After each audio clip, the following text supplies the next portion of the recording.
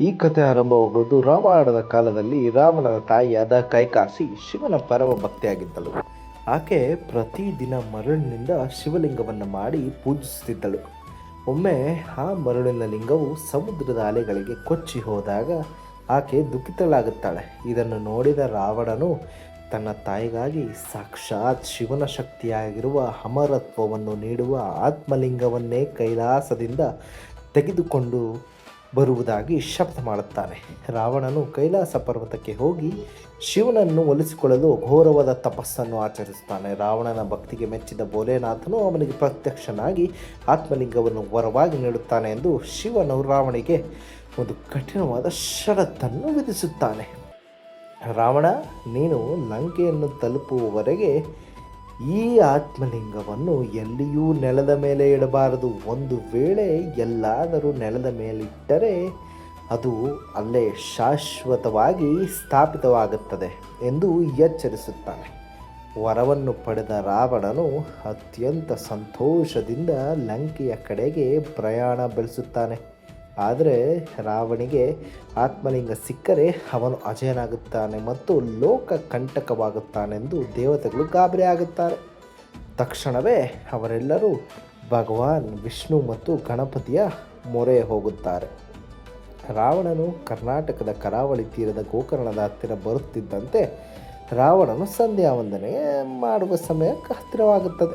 ರಾವಣನು ಧರ್ಮನಿಷ್ಠ ಬ್ರಾಹ್ಮಣನಾಗಿದ್ದರಿಂದ ಸಂಧ್ಯಾ ವಂದನೆಯನ್ನು ಬಿಡುವಂತಿರಲಿಲ್ಲ. ಆದರೆ ಕೈಯಲ್ಲಿ ಆತ್ಮಲಿಂಗವಿತ್ತು. ಈ ಸಂದರ್ಭವನ್ನು ಬಳಸಿಕೊಂಡ ಮಹಾವಿಷ್ಣುವು ತನ್ನ ಸುದರ್ಶನ ಚಕ್ರದಿಂದ ಸೂರ್ಯನನ್ನು ಮರೆಮಾಚಿ ಸಂಧ್ಯೆಯಾದಂತೆ ಭ್ರಮೆ ಸೃಷ್ಟಿಸುತ್ತಾನೆ. ಪೂಜೆ ಮಾಡಲು ವ್ಯಾಕುಲನಾಗಿದ್ದ ರಾವಣನಿಗೆ ಅಲ್ಲಿ ಒಬ್ಬ ಸಣ್ಣ ಬ್ರಾಹ್ಮಣ ಹುಡುಗ ಕಾಣಿಸುತ್ತಾನೆ. ಆ ಹುಡುಗ ಬೇರೆ ಯಾರೂ ಆಗಿರದೆ ದೇವತೆಗಳ ಕಾರ್ಯಸಾಧನೆಗಾಗಿ ಬಂದಿದ್ದ ಸಾಕ್ಷಾತ್ ಬಾಲಗಣಪತಿ. ರಾವಣನು ಆ ಹುಡುಗನನ್ನು ಕರೆದು ತಾನು ಪೂಜೆ ಮುಗಿಸಿ ಬರುವವರೆಗೂ ಆತ್ಮಲಿಂಗವನ್ನು ಕೈಯಲ್ಲಿಡಿದುಕೊಳ್ಳುವಂತೆ ವಿನಂತಿಸುತ್ತೇನೆ. ಅದಕ್ಕೆ ಗಣಪತಿಯು ಒಂದು ಷರತ್ತು ಹಾಕುತ್ತಾನೆ. ಈ ಲಿಂಗವು ತುಂಬ ಭಾರವಾಗಿದೆ. ನಾನು ನಿನ್ನ ಹೆಸರನ್ನು 3 ಬಾರಿ ಕೂಗುತ್ತೇನೆ. ಅಷ್ಟರೊಳಗೆ ನೀನು ಬಂದು ಇದನ್ನು ಪಡೆದುಕೊಳ್ಳದಿದ್ದರೆ ನಾನು ಇದನ್ನು ನೆಲದ ಮೇಲೆ ಇಟ್ಟು ಹೊರಟು ಹೋಗುತ್ತಾನೆ ಎನ್ನುತ್ತಾನೆ. ರಾವಣನು ಅದಕ್ಕೆ ಒಪ್ಪಿ ಸಮುದ್ರಕ್ಕೆ ಸ್ನಾನ ಕೊಡಲು ಹೋಗುತ್ತಾನೆ.